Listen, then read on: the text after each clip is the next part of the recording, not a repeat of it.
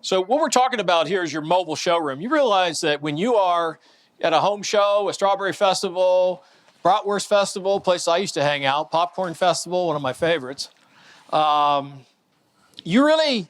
got to look at your space. This is your showroom. And it needs to be inviting, and it needs to be something that's going to create participation. So let me make it easy. Let me tell you what people do wrong. I think sometimes people learn better when you tell them what is wrong. People get a 10 by 10 booth, and then they fill it with as much stuff as they can. Because they're hoping that if they got like all kind of stuff, somebody will walk by and see all the stuff and want some of it. Oh, they didn't want the windows, they want the siding, they want the siding, they want the roofing, they want the roofing, they want the gutters, they want the gutters, they want the bathtub, they don't want the bathtub, they want the something else. And here's what happens. The clutter, when the people go by and they kind of glance, there's so much stuff, they don't know what you want them to look at. They don't know what is your point? You know, I ask, what is your purpose for existing here? What is it you want me to take away? So it's just like selling a house. What's the first rule on HGTV? You want to sell your house the fastest for top dollar, you declutter. Same thing in a booth.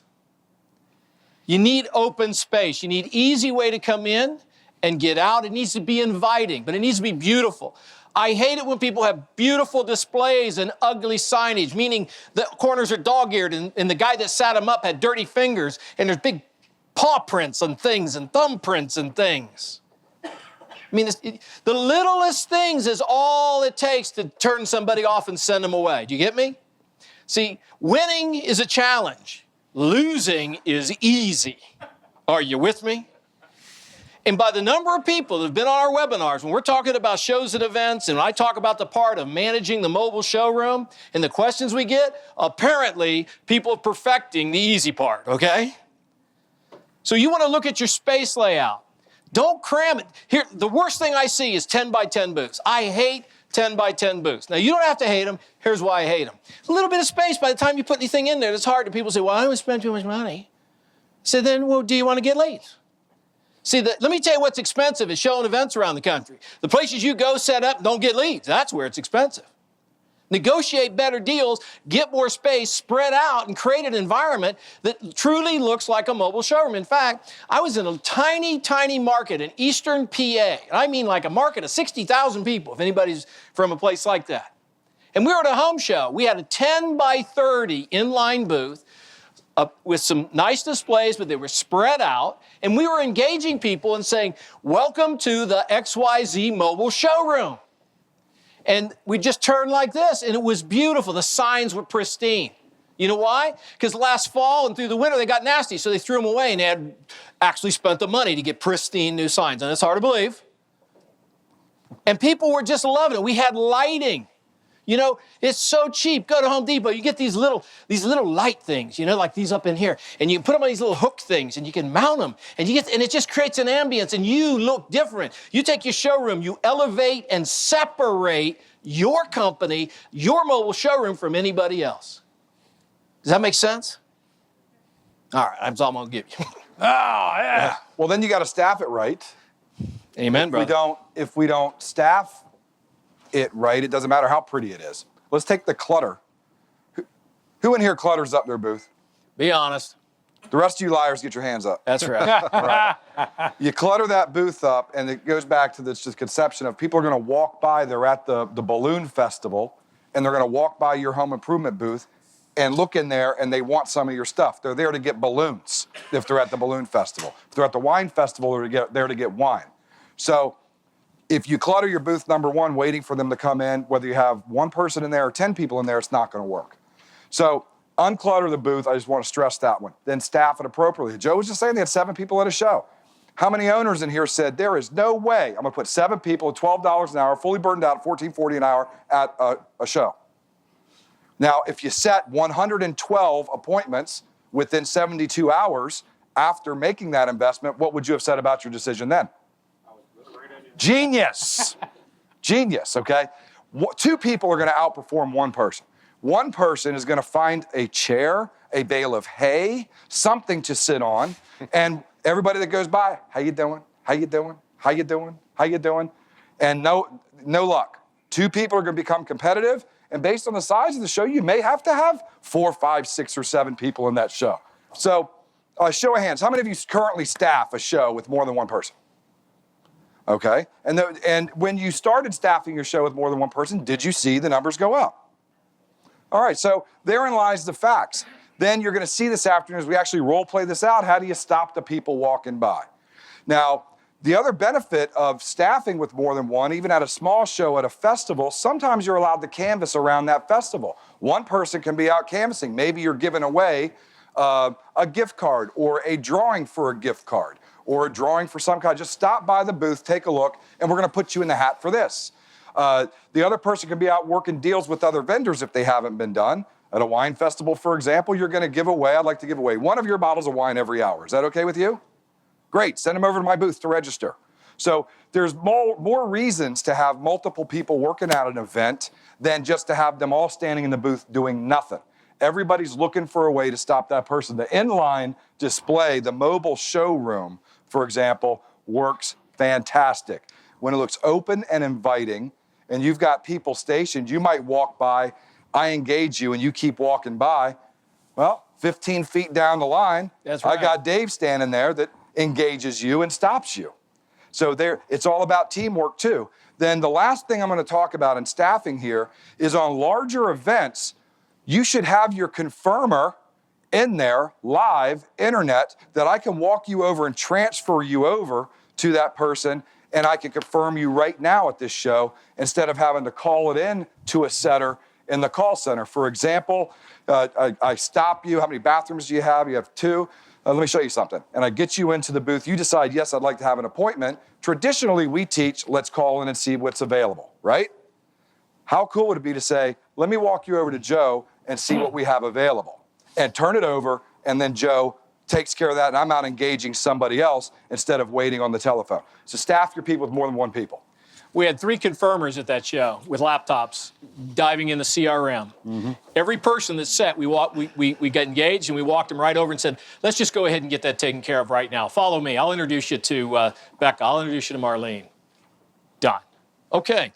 So the next thing. I want to add one more thing to this. And I know we don't have a lot of time. This can get confusing. Just want you to do some quick math in front of you. Just do this real fast. And you don't want it to be confusing?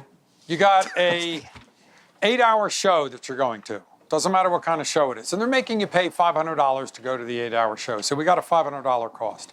I'm going to suggest you sent stuff out there. You had to set it up. We're going to call that another $200. You're up to $700 if I am correct.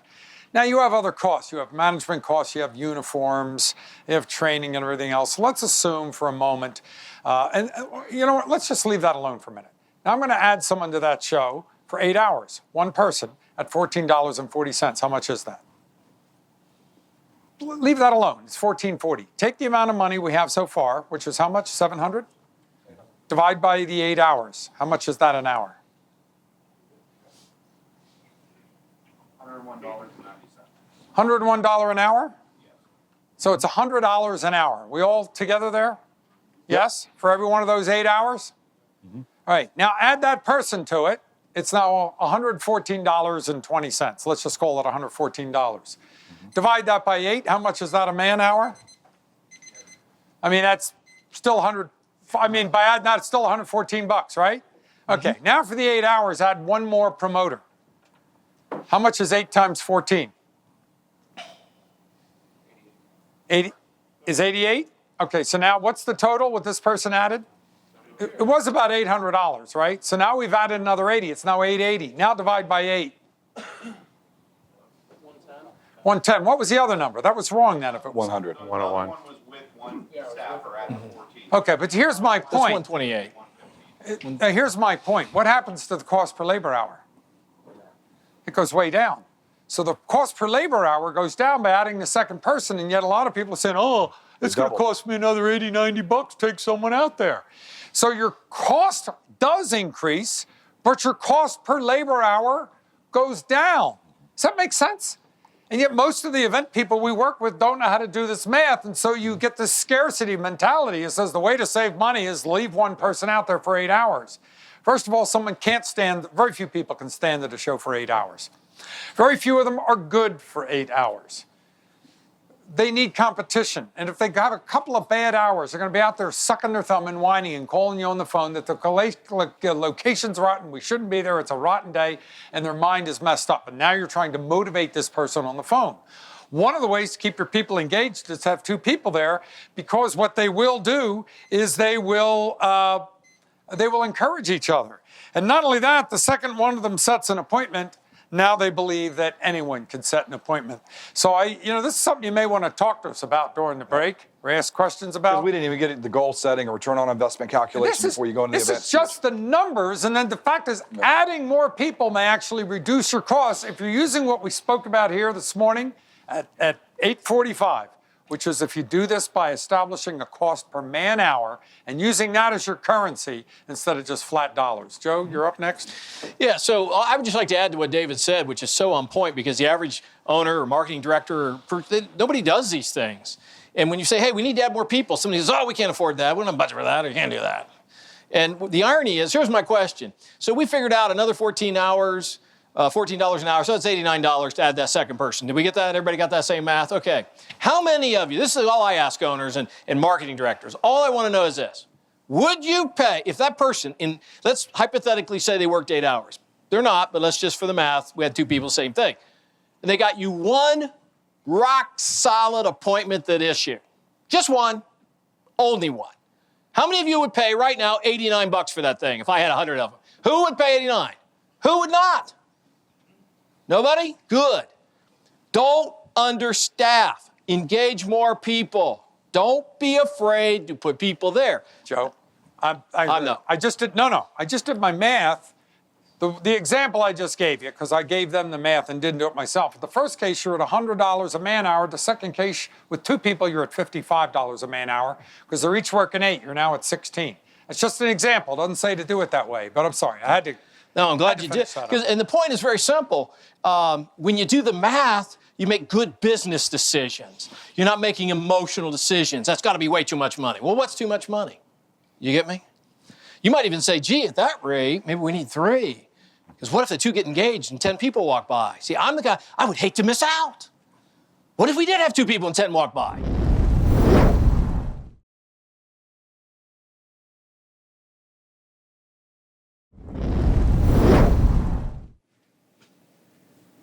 Sir, how many bathrooms do you have in your house? Pardon me? How many bathrooms do you have in your house? 3. 3? Are you the homeowner? Yeah. The reason I ask is, I'm Brian, by the way. Oh, Joe. All right, well, what brings you to the show? Just my wife and I are just looking at stuff, getting ideas for the house. Got it. We're a company that specializes in taking a bath. Take that. Takes a bathroom that looks like that and turns it into that in just a couple of days. Wow. A couple of quick questions to see if you'd even qualify for what we do. What do you currently have in your bathroom right now? Just which bathroom do you use the most out of the 3? Well, the master bath, of course. Okay, what do you have in the tub area? Is it like a cast iron tub? Is it? No, I think it's a plastic or vinyl or something. Plastic or vinyl. Yeah. I think it's like the walls may have like about 3 or 4 pieces. Builder put it in. Does it kind of look like that? Yeah, it does kind of. Okay. Yeah. It's about 20. I think it's what the builder put in 20. The house is about 20. The house is about 20. It's the Looks original just like, bath that's in it there. It is, yeah. Oh, now. yeah. Now, have you found in baths like this, our customers have told us they found they get a little bit more difficult to keep clean over time. How much problems are you experiencing with that? Well, my wife, she's been complaining around for a while. I've been wanting to buy it, but says it's really hard to get the dirt out of out of that plastic. Especially down in the bottom. Yeah, exactly. Right? Yeah. And it didn't look like that when you first got it, did it? Oh, no, when we got it, the house was beautiful. Now, up around in the corners where it attaches to the wall, how much pulling away have you noticed, or recaulking have you had to do up there?